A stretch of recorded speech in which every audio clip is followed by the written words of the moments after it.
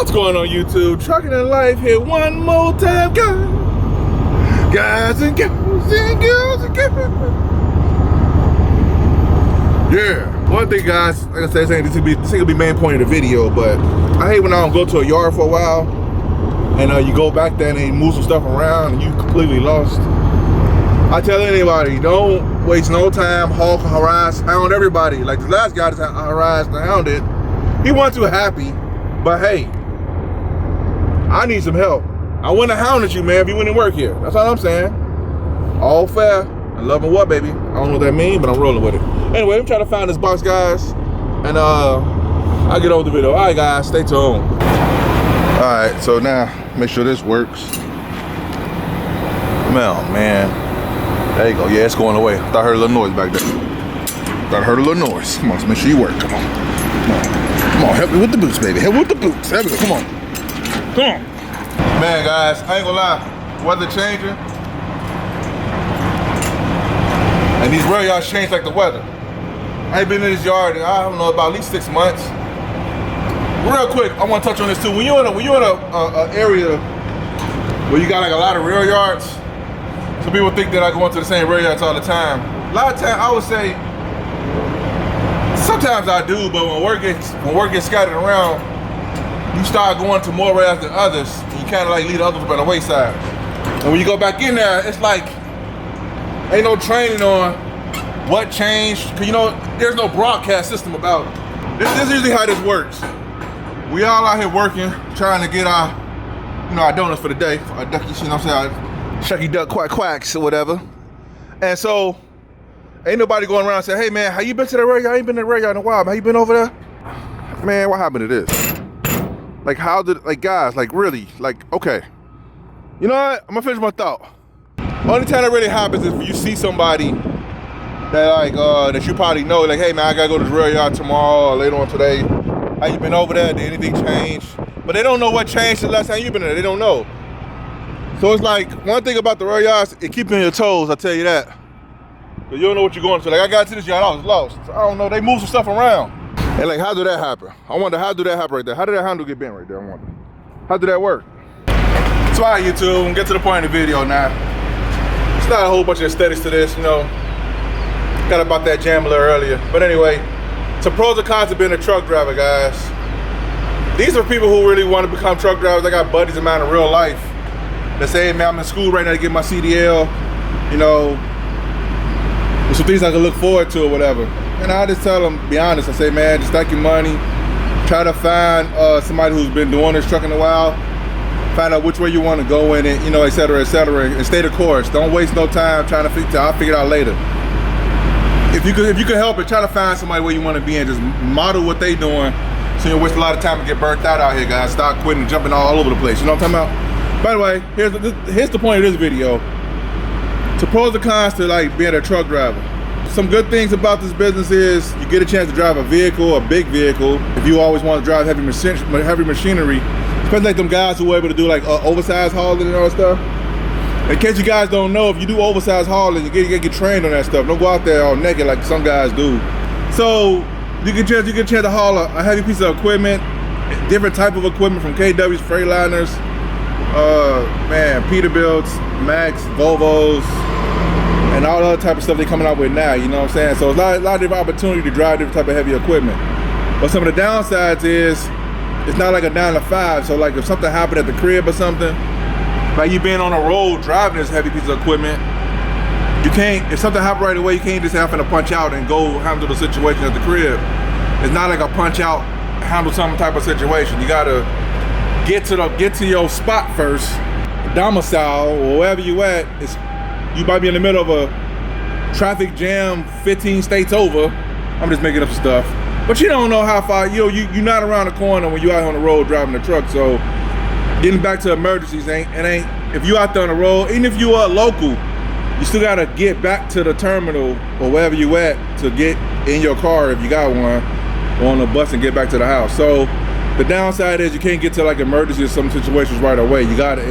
It's a delayed effect. It's a delayed arrival time period. You know what I'm talking about? Another good thing about, I would say, driving trucks is if you like antisocial or you don't like being that social, you don't have to be antisocial, but you don't like being that sociable. You might be an introvert, like I am. I'm an introvert. I'm not antisocial though, but I'm an introvert. So me being in a truck by myself, it helps me out a lot. I used to work in an office with a bunch of people. That drained me some serious. So I know this is a personal liking of mine that I could be in a truck by myself, like unless I'm driving teams, which I really don't want to do. I did that one time and I don't want to do that no more. But for the most part, mainly by yourself in a truck. Again, there's some good sides, but there's a downside too. Downsides is some of the fines and some of the money you make it doing this thing could cost you a lot more than what you make it sometimes. Like if you guys see them class 2, class 3 truck routes and all that stuff, it's like they have like truck enforcement departments and like these little towns. I did a video some years ago called vehicle codes. You got a chance, get a chance, guys, look it up. These are codes that the states use. They go out of on certain vehicles. They use it for like cars too, but I'm talking about for trucks. There's certain defects, certain things that go for trucks in certain states. So you could be in a truck by yourself out here doing what you do, but the money you making could be really just going back out the window if you're not careful. If you don't know vehicle code rules, you don't know the law, you don't know all the different traps out here, like speed traps and etc. could go to fines. A lot of your money you make it go to fines. And I'm just talking about a regular driver. I ain't talking about an owner operator. I ain't talking about being a lease operator. I ain't talking about nothing. I'm talking about a regular truck driver. Your money could get going to, because you can pay it in fines. You know what I'm saying? Another good thing about being a truck driver is you get exposure to different like cities, different parts of the world or the country you never would have got exposed to had you not drove this truck. That's always a good thing. Like I said, when I first started trucking, I was over the road and I got a chance to see a lot of cool places. Even though I hated being over the road, I didn't like it at all. But it's always some good stuff with some bad stuff, you know? So by me being over the road, I was able to see different little cities that I never would even heard of. Like the weird cities, the different trees. And I didn't like going through the mountains in a truck. I had some bad experiences with mountains. But anyway, if you really look at the mountains from afar, like when I was in, I forgot where I was at. What was I in Vegas? No. I don't know, somewhere out west coast somewhere. You can see like the mountains in the sky. Like they're not in the sky, but you can see the mountains before you get in them. That looked pretty cool. Another downside about driving is the fluctuation of your money. So all that cool stuff you're seeing don't seem so cool no more when your money ain't there because they didn't pay you for something that they said they're gonna pay you for. You ran a run that they said all of a sudden they don't know what happened with that run, or you sit in a truck stop for days waiting on some work. So you look at the mountains for them days, looking all pretty, but you ain't making no money because your wheels ain't turning. So your money and trucking can fluctuate up and down. Another point is, one good thing about driving trucks is that you get a chance to really see how it kind of, in a weird, sick way, it show you how to manage your money. You do make a lot better because you know it's not like a 9 to 5, like you punch a clock, work your 8 hours and skate. So by you knowing that, well, I would say that some guys, this is good for them to understand that. With me, I'm talking about me. With this guy, it taught me how to manage my money a lot better because you realize that the fluctuation of it. So by me being a truck driver, knowing that if you don't do the same runs, they don't pay the same per mile or whatever, your money, your check ain't gonna be the same. So it teaches you how to checks and balances, you know what I'm saying? It teaches you how to do that. It taught me how to do that by the hard way. But again, the downside is when you're doing this business and you out here running, you gotta deal with favoritism in companies, which will cost you money because you don't get paid by the hour. You get paid by the move or whatever the case may be. That's if you don't get paid by the hour. And if you did get paid for the hour for the people in the back, they got ways of changing up your run so that you get the crappy run, that they favorites get the better run. You get paid by the hour, but now your day a lot harder to do because you got the runs that nobody really want, and you got to suck it up and do it. Otherwise, you ain't gonna make no money because you do get paid by the hour. That's for the people in the back. But for people in the front, it can really affect your money if you get paid by the mile or about a percentage, and the runs they give you don't pay the greatest, or the percentage of that load don't pay the greatest. This is for a company driver too. Because somebody got favoritism, it makes your job a lot harder to do, make you want to come to work. You know what I'm talking about? But that's in any industry I know, but I'm talking about in trucking. It's really in trucking. Another thing I'm gonna say that I really don't like about trucking, this is a bonus, this is for me, It's unforeseen road conditions. I don't like that about trucking.